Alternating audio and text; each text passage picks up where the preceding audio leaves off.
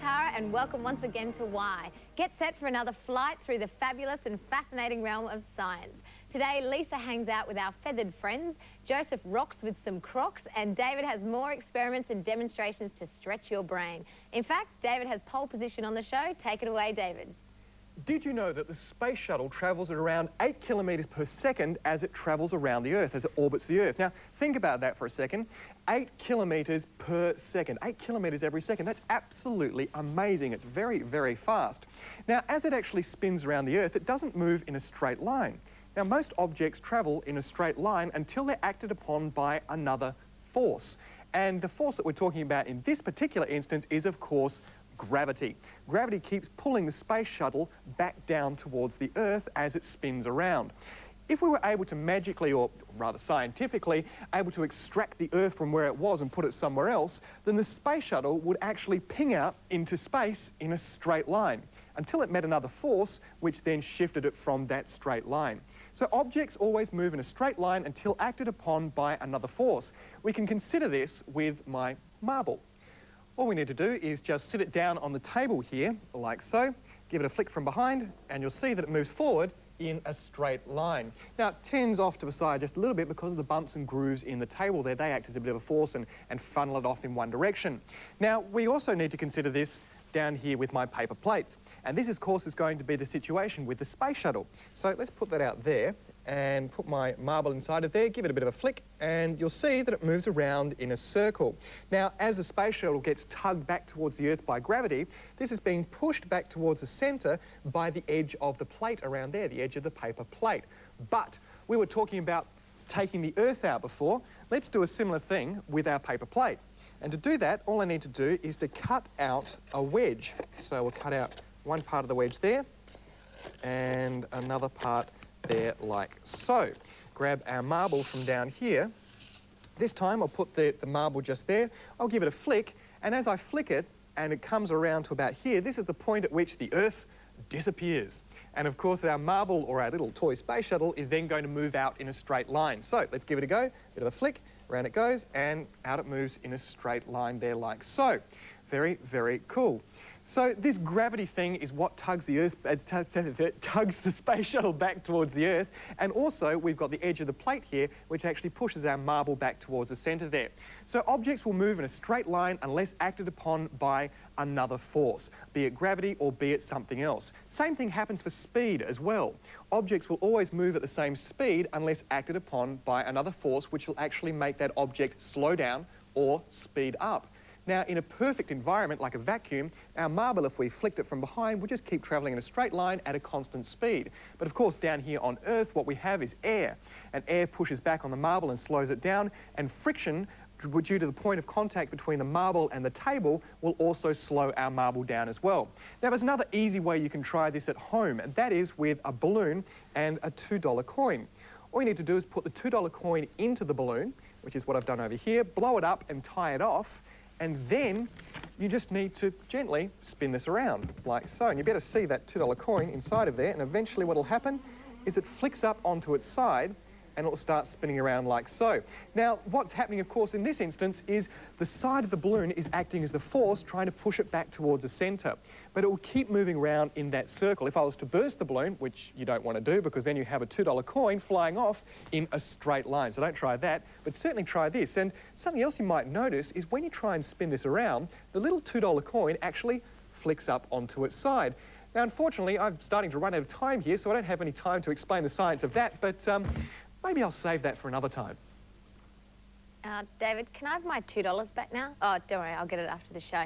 Alrighty, a question from the weather part of science for you today. What makes winds gust? Have a think about it, ask Mum or Dad, maybe look it up, but you better be quick because I'll be back after the break to fill you in. Experience the phenomenon of wind, but why does it gust? Well, close to the surface of the Earth, the wind is slowed by the action of friction. However, there is a continual turbulence created by layers of air travelling at different speeds. This turbulence either adds to or subtracts from the wind near the surface, and we feel these changes as gusts. When the surface air is warmer than the air above it, it will rise in what is known as a thermal. As the air in this thermal rises, more air is drawn into the space left, creating another form of gust, which is often more pronounced and longer lived than that which is created by the turbulence. Well, Michelle Bromham of Lockridge in Western Australia has written to ask how birds fly. Lisa got into a flap and flew off to get the goss.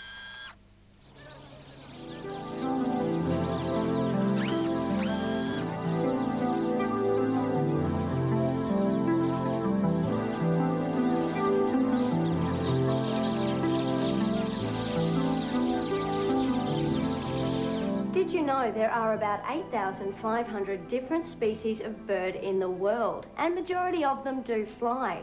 Sonia, how do they fly? Basically, birds have different types of feathers for flying.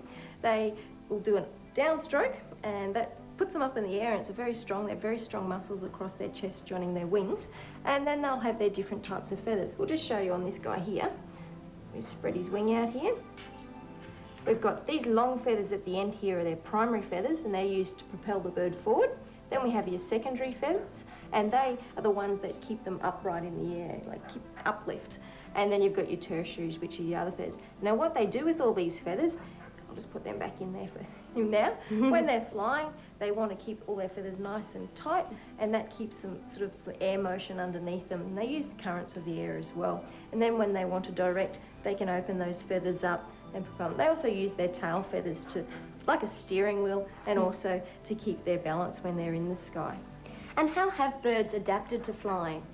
Some birds, like this little guy, are short and squat because he needs to fly, but he doesn't migrate, so he doesn't need to go long distances. Things like some of your water birds that migrate, and gannets and stuff, will have a very, very wide wingspan. They need to conserve as much energy as possible, so their bodies are very streamlined. Some of your insect eaters, like your rainbow bee eaters, need to be very fast and very quick, so they can fly, you know, I guess really well, as opposed to just flapping away, going in one direction.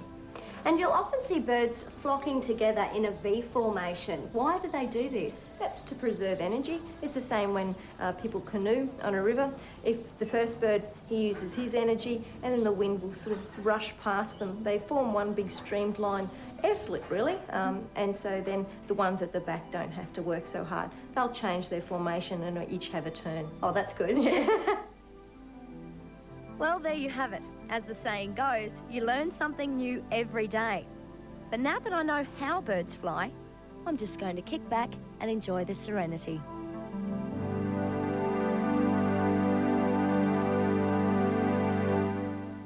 Oh, flying. It's for the birds. Thanks to Sonia Holdy for the brains on birds. On the subject of birds, did you know that the only other creature apart from mammals that feeds milk to its young is the pigeon? No, truly, it doesn't have udders like a cow, but rather it has a cell lining on the walls of its crop, which is part of the esophagus, which drop off while it's feeding its young and mixes in with saliva to form a cheesy liquid. It occurs in both male and female birds, and it's very similar to mammal's milk. It also has the same triggering hormone, prolactin, as mammals. The things you learn. By the way, David looks ready to do some brain stretching of his own. Just had a fantastic snack, and it's now travelling through my body, and it's got to travel into my body. You see, our body is basically just a great big tube running from our mouth all the way down to the exit point at the other end. But we have to absorb all the stuff that our body digests into our bloodstream. It's got to go from our intestines actually into our bodies. Now, what it's got to pass over is actually a great big corrugated tube. Now, let's have a look at this tube that's sitting down here. The tube that's inside of our intestines is actually 7 metres long, so it's very, very long. And it's not flat on the inside like this tube actually is, because that would mean that things would take a long time to actually get absorbed into our bodies. We've got to increase the surface area. So instead of being flat on the inside, it's actually folded a little bit. So I've got lots of folds, and that's going to increase the surface area just a bit. But on top of that, it's also got some finger-like projections, a little bit like the fingers coming off my glove here. Now, these poke into the tube as well, and these are called villi. And it's the villi which actually increase the surface area even more. But we can go one step further, because on these finger-like projections are another set of finger-like projections. and these are called microvilli. So just like the carpet here has got projections that come out from it, we've also got carpeted finger-like projections inside of our intestines as well. So we've got fingers on fingers on fingers on folds, which actually increases the surface area of our small intestine and allows us to absorb our food 3 times as fast as we could if it was just a flat tube. It actually increases the surface area of the intestines to something which is equivalent to a tennis court, which is absolutely a huge surface area. Now, I've got a little experiment here which we can use to show how this works. We have a look at 2 sponges that I've got sitting down on the table here. One of these has got a flat edge all the way around, and the other one has got all these divots going inside of it.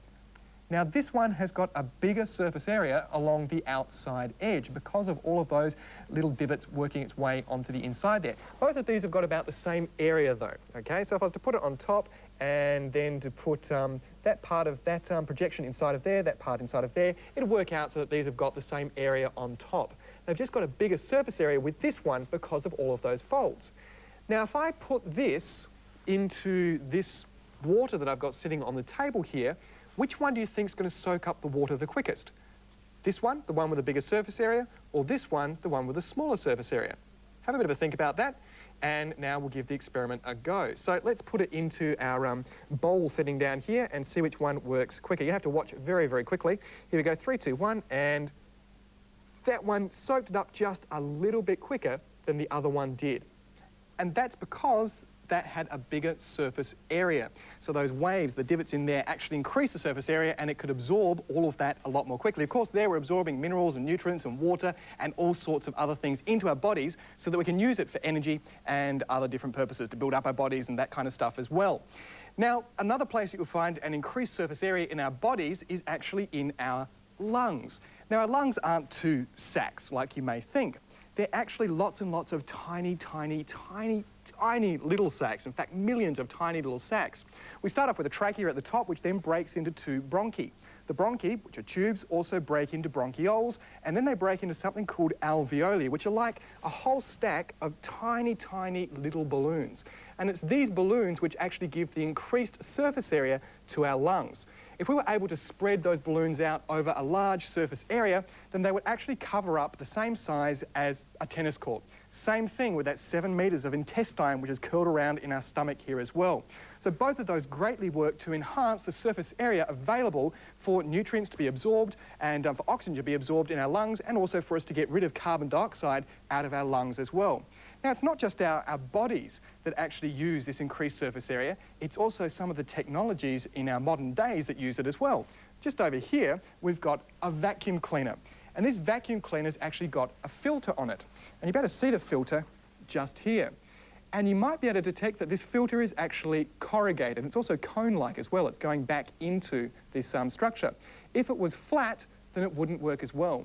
But because it's been folded here, it gives it a bigger surface area, and the vacuum cleaner works a lot better. We've just increased its surface area.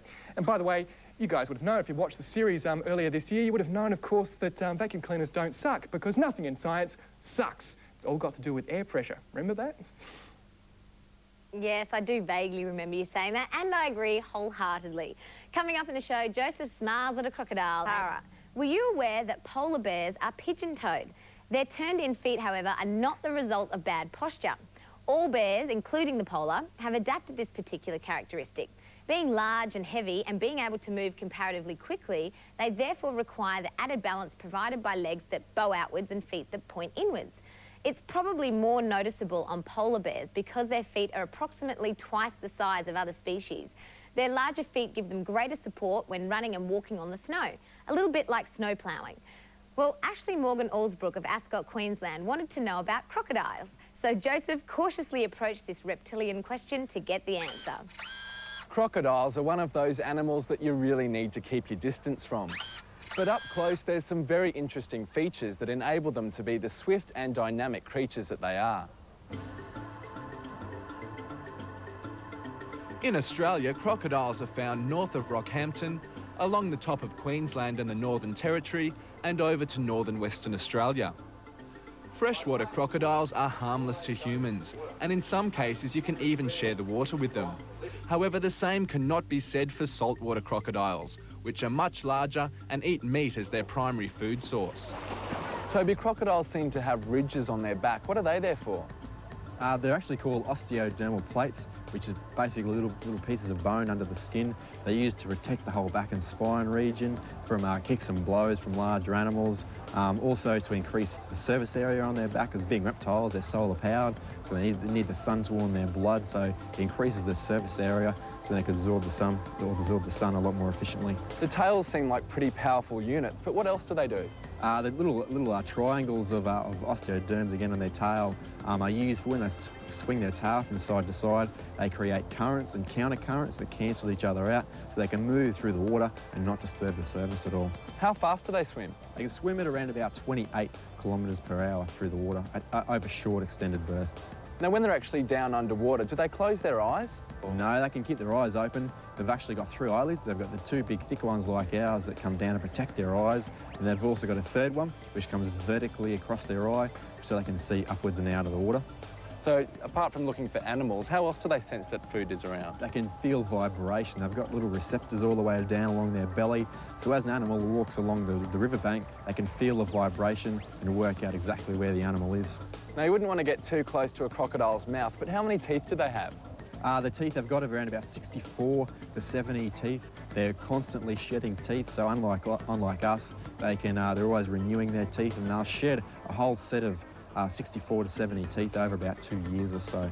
How many eggs does a female crocodile lay? The female can lay, it depends on the size of it. Smaller girls lay 30 to 40 eggs or so. Bigger girls, they can lay up to 70 or maybe even 80 eggs, depends on the size of the girl. What's the survival rate like? In the wild, baby crocodile survival rate isn't that good. If you can imagine, when they hatch, they're only about 16 centimetres when they're first hatched out, and at that size, just about anything could take out a baby crocodile. They say that only one baby crocodile out of every 200 will make it to maturity. There's no doubting that the crocodile is a ferocious animal, and it would definitely be a case of once bitten, twice shy. But because of depleted habitat and culling in previous years, the crocodile is now considered a vulnerable species in Queensland. And it would be a shame if numbers got much lower, because after what we've heard today, there's a lot more to respect about the crocodile other than the size of their bite.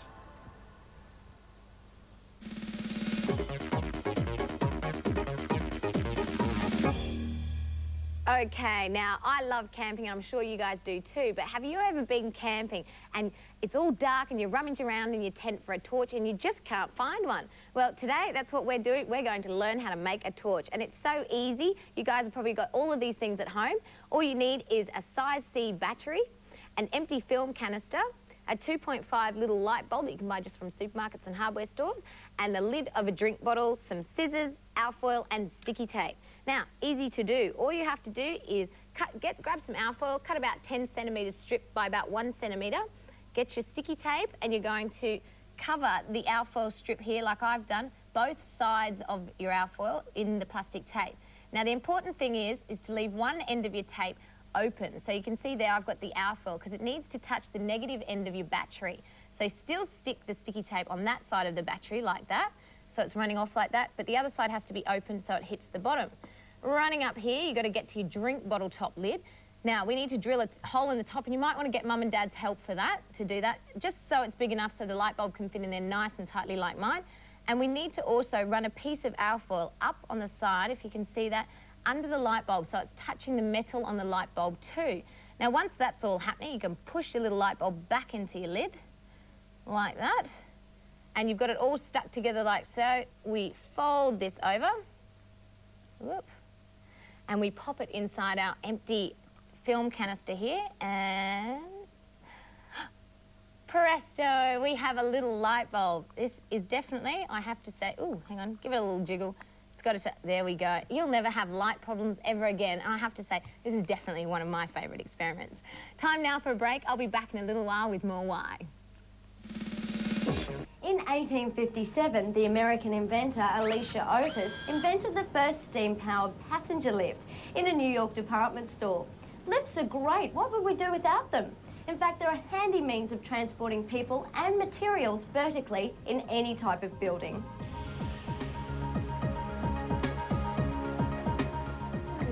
Okay, we need to go to floor, let me see, 19. That's the one. Tony, tell me exactly how does this lift work?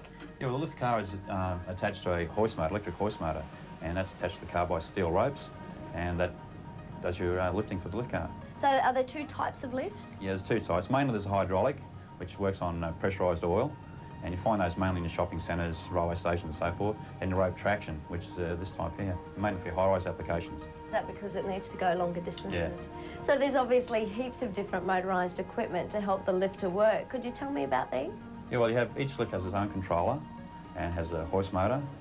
Once again, like it's connected to the car by the steel cables. You have a counterweight, which is attached to those steel ropes. The counterweight assists the hoist motor in actually lifting the car. You have the overspeed governor, which in the case of any overspeed situation will trip and bring the car to control stop. And you have the safety gear under the car, which can come into play with the overspeed governor. So the lift's actually quite clever. It knows what it's doing at all times. Oh yeah, there's a lot of feedback from the lift car to the lift controller telling it what it's doing, doors are open and closed, where it is in the shaft and so on. Oh, wow. And finally, could you tell us some safety precautions that we need to take whilst in the lift? Yeah, definitely when you're in a lift car, never hit the stop button while the lift's in motion. Only press the floor you want to go to. And if you're getting into the lift from the landing and you see the doors closing, it's best to just let that lift go and wait for another one. And what should you do if you get stuck in a lift? Main thing to remember is never panic. You're very safe in a lift car. There's plenty of air. Each car, they're not airtight, they've got natural ventilation. If you're stuck, there's an alarm button in the car. Press that, or the emergency phone. Use that, and that'll contact the control room. Okay, I've got one more question, Tony. Are we stuck at the moment, or are we No, at the... we're oh, here. I was wondering why it was taking so long. Okay.